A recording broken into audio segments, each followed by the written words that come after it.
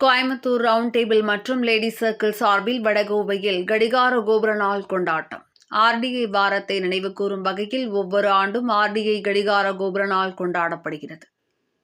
கோயம்புத்தூரில் உள்ள round table India மற்றும் லேடி சர்க்கிள் இந்தியா ஆர்டிஐ வாரத்தை நினைவு கூறும் வகையில் ஒவ்வொரு ஆண்டும் ஆர்டிஐ கடிகார கோபுர நாள் மேட்டுப்பாளையம் சாலையில் உள்ள வடகோவையில் உள்ள கடிகார கோபுர வளாகத்தில் கடிகார கோபுர தின விழா கொண்டாடப்படுகிறது. இந்த வாரம் முழுவதும் மரம் நடுதல், இரத்த தானம் செய்தல், செயற்கை உறுப்புகள் தானம் செய்தல் போன்ற பல்வேறு சமூக நடவடிக்கைகளில் உறுப்பினர்கள் மற்றும் அமைப்பாளர்கள் ஈடுபடுவார்கள். இந்த நிகழ்வில் கோவை மேயர் ஆர் ரங்கநாயகி தலைமை விருந்தினராக கலந்து கொண்டார். ரவுண்ட் டேபிள் இந்தியா பகுதி 7 தலைவர் டி ரகுலன் சேகர் கௌரவ விருந்தினராக கலந்து கொண்டார். ஐஸ்வர்யா குப்தா தலைவர் lady circle, round table of India area 20 தலைவர் அருண் மற்றும் ஏரியா 7 உறுப்பினர்கள் நிகழ்ச்சியில் கலந்து கொண்டனர். 1994 ஆண்டு December 30 Kovai round table India உறுப்பினர்களால் கடிகார கோபுரம் முதலில் திறக்கப்பட்டது.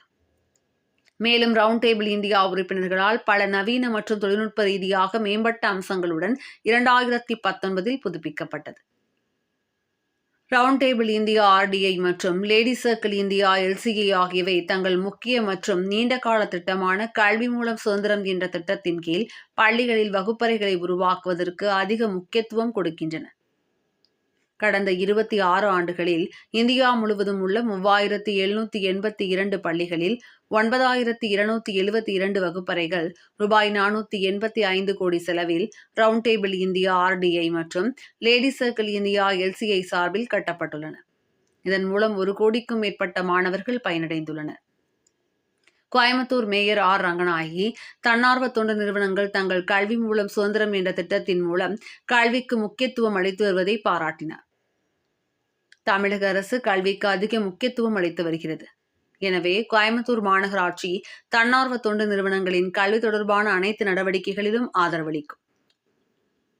கோயம்புத்தூர், திருப்பூர், ஈரோடு, சேலம், பொள்ளாச்சி, கோழிக்கோடு, கொச்சி, ராஞ்சி ஆகிய பகுதிகளைச் சேர்ந்த ரவுண்ட் டேபிள்ஸ் மற்றும் லேடி சர்க்கிள் மூலம் 240 செயற்கை கால்கள் தேவைப்படுபவர்களுக்கு வழங்கப்பட்டது. இந்நிகழ்ச்சியில் கோவை மற்றும் சுற்றுவட்டார பகுதிகளைச் சேர்ந்த 12 பயனாளிகளுக்கு செயற்கை கால்கள் வழங்கப்பட்டன. இந்நிகழ்ச்சியில் இரத்த தானம் செய்பவர்களை ஆர்டிஐ மனோஜ், முதல்வர் பரிமலா, கல்வித்துறை மண்டல இயக்குநர் ராஜேந்திரன் ஆகியோர் பாராட்டினர்.